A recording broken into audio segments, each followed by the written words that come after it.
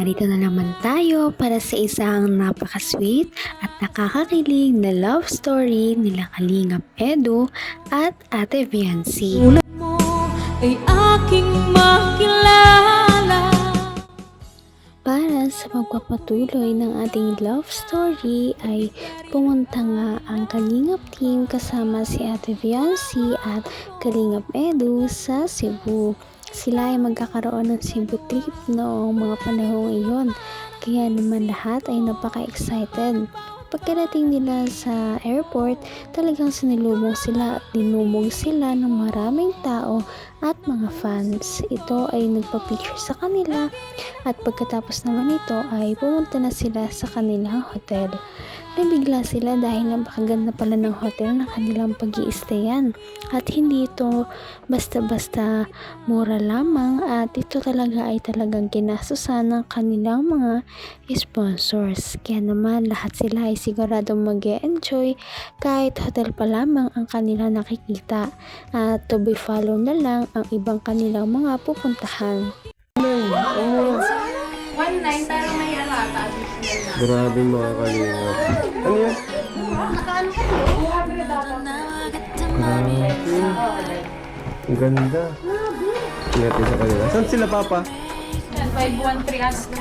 512. Basta magkakatabi tayo. Sino dito?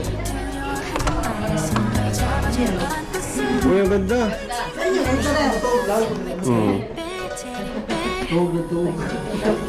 Kasi nga kahit lang tayo bigay ng room, kasi na. Pasok, Lee. Pasok. Pasok, sige. Siga. Siga. Ano? Siga. Siga. Aga na. Dito, higa.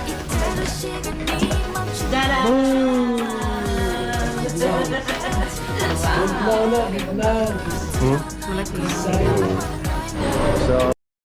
Kamay na kita mahal.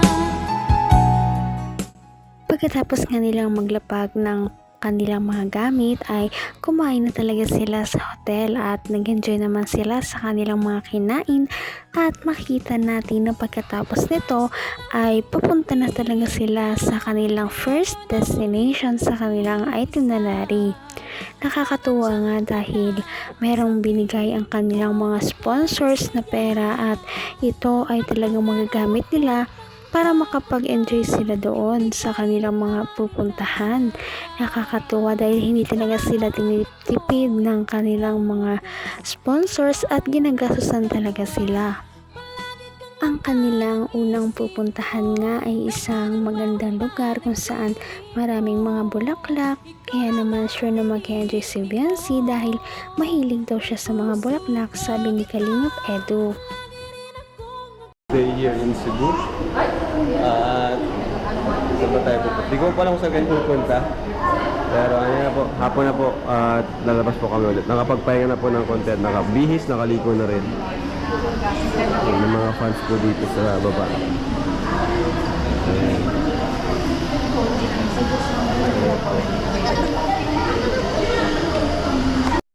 So ayun guys, may blessings tayo from Sir Leo D. May pangkain tayo. Wow! Thank you po Sir Leo D. Grabe. Salamat. Blessings na naman. Sponsors po ni Viancy. Thank you so much po. Thank you so much po, Sir Leo. Thank you so much.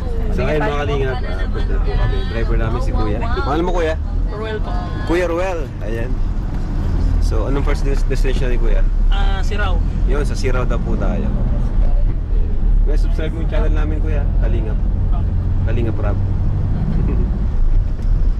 So let's go. Hindi ko naman akalain na hindi ko rin inaasahan. Grabe at sobrang sikat na talaga si Ate Viancy dahil meron na silang pangkain dala ng kanyang sponsor dahil napakagalante talaga ng mga nagbibigay kay Ate Viancy at kitang-kita din naman ito sa ipapatayong bahay para sa kanya dahil siya lamang ang bukod tangi sa mga Kalingap Angels na pinatayuan ng 2 palapag na bahay. Kaya naman hindi nakapagtataka na napaka-supportive talaga ng kanyang mga sponsors at talagang mahal na mahal siya. Kahit saan nga magpunta si Viancy, simula sa Palawan, sa Albay, ngayon sa Cebu ay lagi siyang pinapadalhan ng kanyang mga supporters ng pera para ito ay kanyang allowance. At bukod pa nga dito ang kanyang mga pamasahe at iba pang gastusin para sa kanyang mga trip.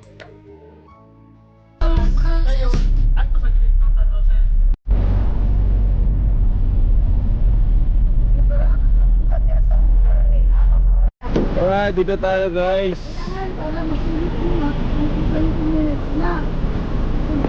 Ayan.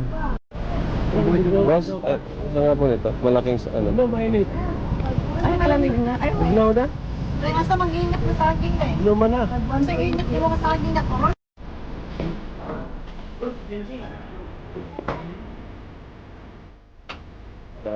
Dito mga kalingap.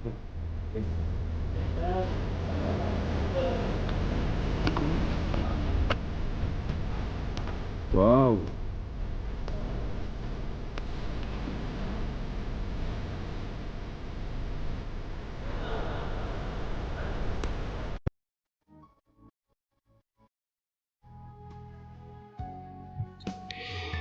Ngayon nga ay pupuntahan na nila ang kanilang first destination sa kanilang pagpunta sa Cebu.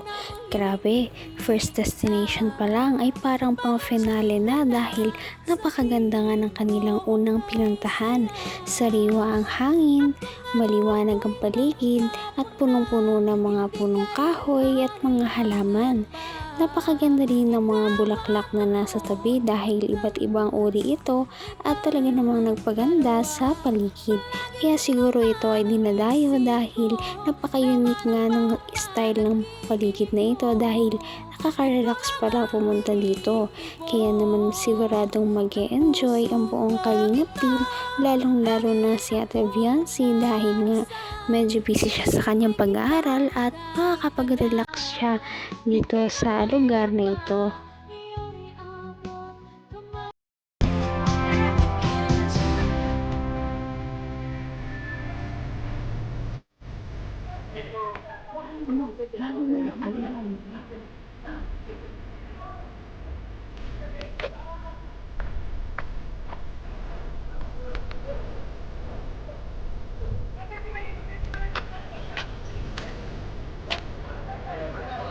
Ganda dito, no?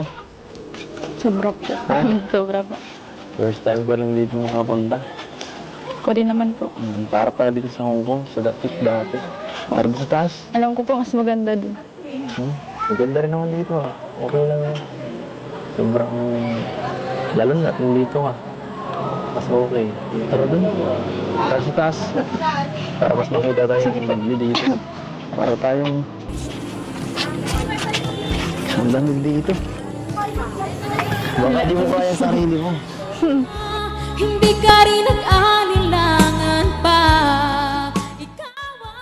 Sabi nga ni Kalingap Edu na napakaganda rin talaga ng lugar, lalong-lalo na dahil nandoon si Viancy.